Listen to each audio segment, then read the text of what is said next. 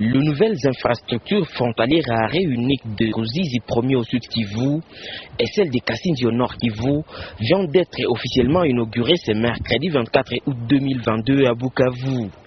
C'est le ministre national du commerce extérieur, Jean-Lucien Boussa, qui a procédé à la coupure du ruban devant plusieurs autorités nationales et provinciales du nord et du sud Kivu.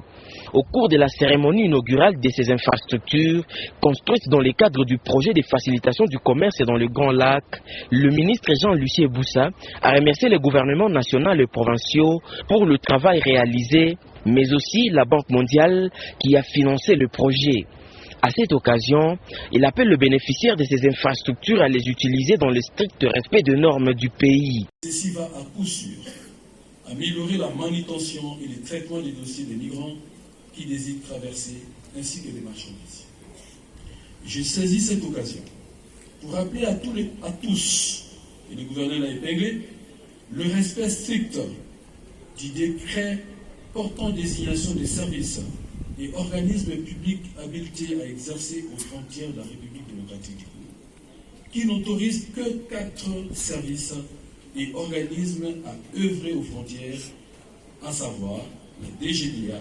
l'OCC, la DGM et les services d'hygiène aux frontières. Ce, en vue d'améliorer la transparence dans la gestion des frontières, la fluidité des opérations, de réduire la fraude, la contrebande, ainsi améliorer le climat des affaires, tel est le credo du président de la République, chef de l'État. Mesdames et messieurs, ceci étant dit, je déclare inaugurer ces jours les postes frontaliers de Kasindi situés dans les territoires de Béni, province du Nord Kivu,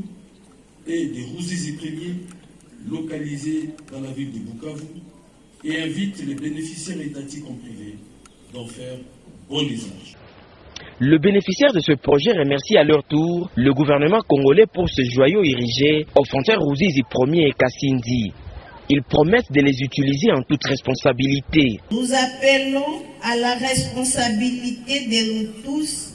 bénéficiaires, afin que ce qui soit géré et rentré avec rationalistes pour qu'ils nous servent le plus longtemps possible et contribuer de manière durable à l'émergence de notre nation. Signalons qu'à Bukavu, le bâtiment de 3 niveaux construit dans le cadre du PFCGL comprend 4 locaux, 2 salles de réunion, 2 postes de sécurité, un bloc sanitaire et des compartiments hommes et femmes. Le bâtiment comprend également un compartiment pour les personnes à mobilité réduite, le bloc technique et un petit parking pour permettre le chargement et le déchargement des marchandises, ainsi que le scanner infrarouge. L'événement est aussi à la hauteur des dimensions nationales, car il s'inscrit parfaitement dans l'un des 4 axes de la vision politique du président de la République, chef de l'État, son Excellence, M. Félix Antoine Tshisekedi Tshilombo, à savoir la croissance économique de notre pays, pari qu'il tient à gagner par la modernisation des infrastructures. À nous, les provinces du Nord et du Sud Kivu, nous ne pouvons que nous réjouir et nous féliciter d'être aujourd'hui parmi les provinces pilotes bénéficiaires de cette vision du chef de l'État, à qui nous réitérons, au nom de nos populations respectives, nos hommages le plus déférents et notre attachement indéfectible pour sa ferme détermination de ramener la paix accompagnée par le développement dans notre pays. Excellences honorables, distingués invités, mesdames et messieurs, il vous souviendra que pour la province du Sud Kivu, que pour accompagner cette vision politique du chef de l'État, le gouvernement provincial s'était engagé à réhabiliter, à bref délai, les tronçons routiers qui relient nos 2 postes frontaliers, à savoir Ruzizi 1er et Ruzizi 2. Aujourd'hui, c'est presque chose faite, et vous avez tous été témoins par les tronçons place Moulamba Rouzizi 1er, que nous avons inauguré l'année dernière et que vous avez emprunté pour venir enseigner.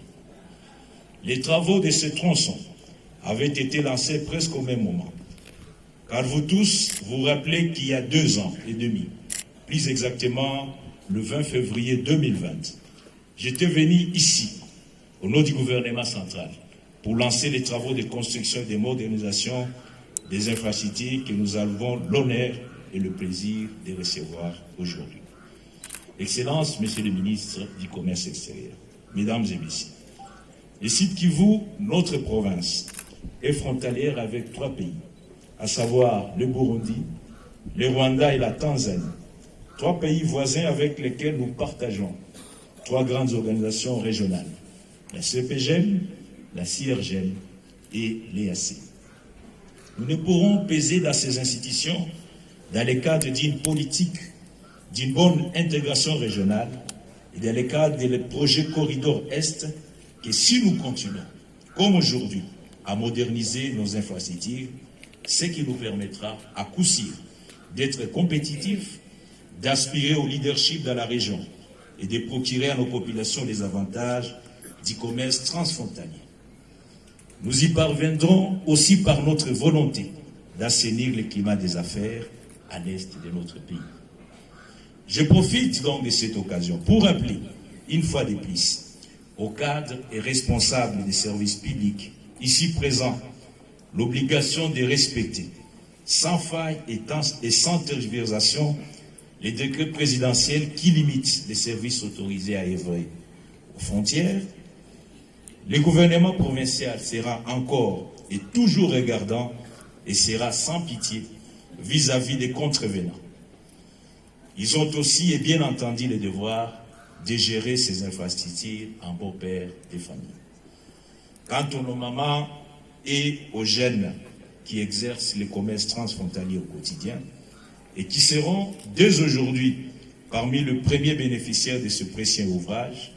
nous leur demandons eux aussi à changer la mentalité, à se conformer scrupuleusement aux dispositions légales en matière de commerce transfrontalier.